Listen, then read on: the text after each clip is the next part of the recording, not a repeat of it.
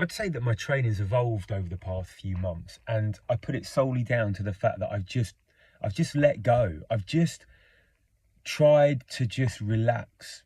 I've just tried to relax. I've tried to slow down, and that has had a really positive impact on my recovery as well as my jiu-jitsu. And I've been pretty amazed, really. Now, it's not to say that I'm not getting smashed on a regular basis, because I am. I'm a blue belt.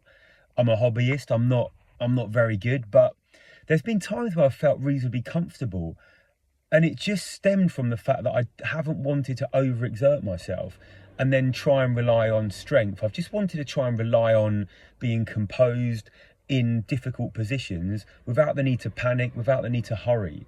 And if I get caught, and I tap and move on and we go again. But I've just found a new zest for my training at the moment, and I enjoy it so much more.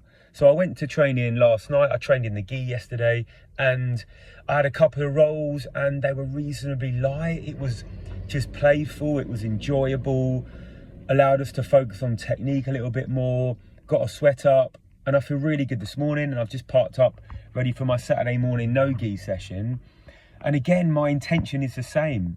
So last Saturday I trained and I had a really good few rolls with a couple of the guys who were very similar age, very similar mindset, and that really does help. Now, obviously, if you train in a gym where it's very competitive and it's very heavy going, and if you're in your 40s or your 50s and there's a lot of younger guys who don't really want to go slow, don't really want to go and enjoy the feeling of good technique and good efficient movements in a nice regular pace, then I guess what you can do is you can just dial down your intensity. Now, I know it's not always easy, and I've been there, and a lot of people say, well, I'll match how you go. But sometimes if someone goes way harder and faster, it can be counterintuitive to then go harder and faster as well, because I found that's where injuries occur.